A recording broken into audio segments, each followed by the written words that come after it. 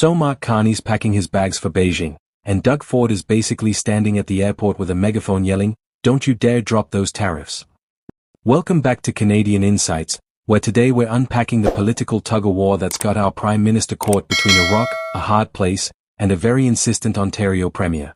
Spoiler alert, it involves electric cars, international trade drama, and enough political tension to power a Tesla for a year. Let's get into it. Here's the setup. Mark Carney is wheels up to China this week for what's being called a politically significant trip. And when diplomats use the word significant, what they really mean is buckle up, things are about to get messy. This isn't just a friendly handshake tour. This is damage control, economic chess, and high-stakes negotiation all wrapped into one jet-lag package.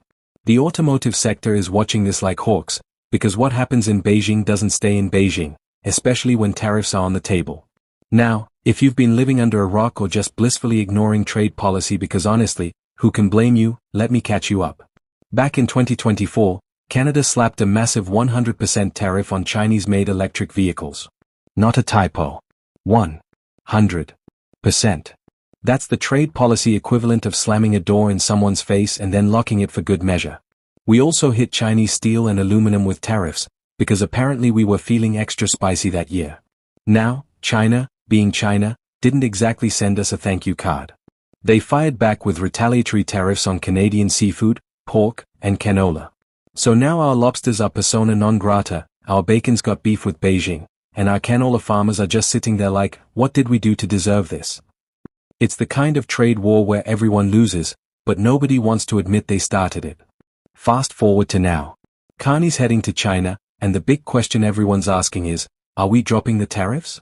Are we walking this back? Are we going to smooth things over with some diplomatic sweet talk and a compromise that makes everyone equally unhappy? Enter Doug Ford, stage left, with all the subtlety of a freight train. Doug Ford, Ontario's Premier, and the guy who never met a microphone he didn't want to use, has a message for Carney: do not drop those tariffs. Ford's basically waving a giant red flag saying whatever you do in Beijing, don't come back here having caved on electric vehicles. And here's where it gets interesting, because Ford's position isn't just about being tough on China. He's got a plan. A vision. A Doug Ford special, if you will.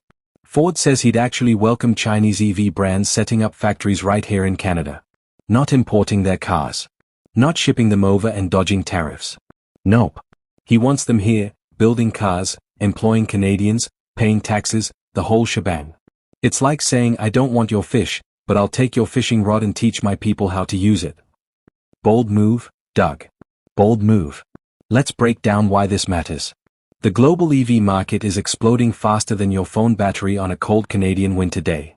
China is the undisputed heavyweight champion of electric vehicle production. They're cranking out EVs like Tim Hortons cranks out double-doubles. They've got the tech, the infrastructure, the supply chains, and the economies of scale that make everyone else look like they're still riding tricycles. Meanwhile, Canada's trying to figure out how to get a piece of this electric pie without getting steamrolled. We've got the resources, the critical minerals, the manufacturing legacy, but we're playing catch-up in a race that started years ago. The tariffs were supposed to protect our domestic industry, give us breathing room to build our own EV sector without getting flooded by cheaper Chinese imports. It was protectionism with a side of we'll figure this out eventually.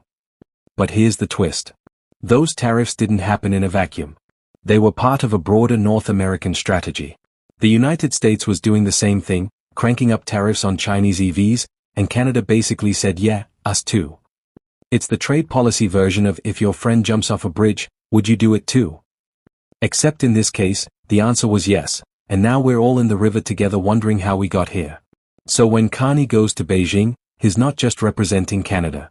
He's representing a continent-wide approach to Chinese trade. If he softens on tariffs, it creates a crack in the unified front.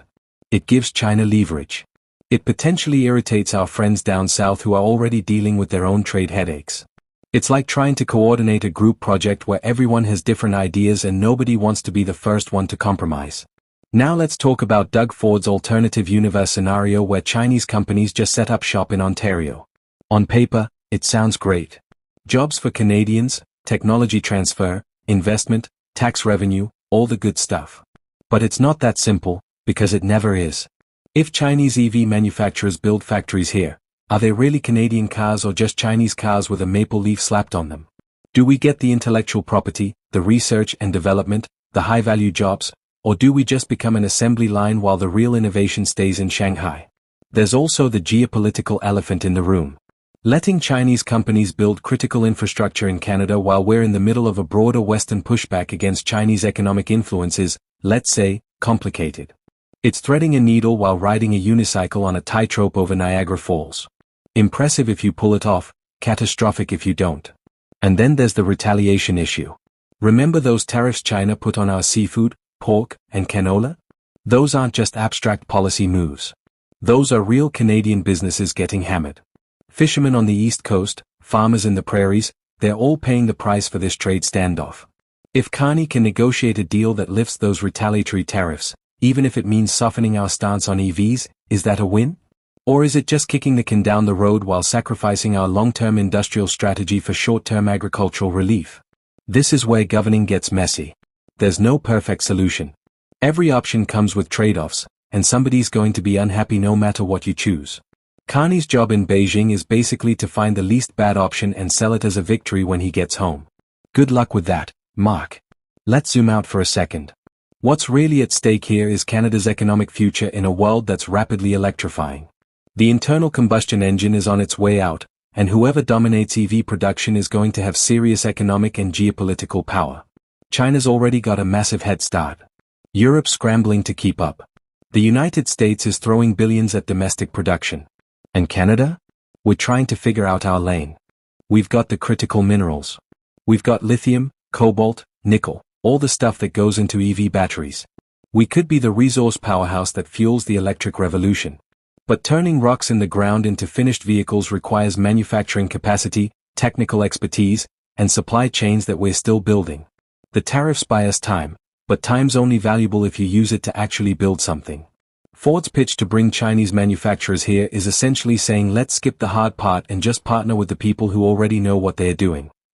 It's pragmatic, it's transactional, and it's very Doug Ford. But it also raises questions about sovereignty, about whether we're building our own industry or just becoming a subsidiary of someone else's. And in a world where supply chains are weaponized and economic independence matters, those aren't small questions. Meanwhile, Carney's got to navigate all of this while keeping our relationship with the United States intact, managing domestic political pressures, and trying not to start a full-blown trade war that makes everyone worse off. No pressure, right? Here's the thing that nobody wants to say out loud. Canada doesn't have as much leverage as we'd like to think. We're not a superpower. We can't dictate terms to China. We can't force Chinese companies to build here if they don't want to. And if we push too hard, we risk losing access to the world's second-largest economy at a time when we desperately need export markets. It's a game of poker where we're holding a decent hand but we're not sure if everyone else at the table is bluffing or actually has better cards. So what happens next? Carney goes to Beijing, has a bunch of meetings, smiles for the cameras, and hopefully comes home with something that looks like progress. Maybe there's movement on the retaliatory tariffs. Maybe there's a framework for future cooperation. Maybe it's just a reset that prevents things from getting worse. We won't know until he lands back in Canada and has to face the music from Ford and everyone else with an opinion on trade policy, which in Canada, is basically everyone. Look, Canadian politics might not have the reality TV drama of some other countries, but when you've got a Prime Minister flying to Beijing while a Premier's publicly telling him not to cave on tariffs, and the future of an entire industry hangs in the balance, that's compelling stuff. This isn't just about electric cars. It's about what kind of economy we want to build, how we navigate great power competition, and whether we can actually turn our natural advantages into lasting prosperity. No big deal, just the future of the country.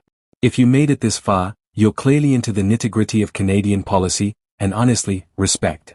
Hit that subscribe button because we're covering this stuff every single day, breaking down the political moves that actually matter to your life. Drop a comment and let me know, should Canada drop the tariffs for a deal, or is Ford right to draw a hard line? I'll be reading your takes. Until next time, this is Canadian Insights, keeping you informed, entertained, and maybe slightly less confused about what's happening in Ottawa. See you in the next one.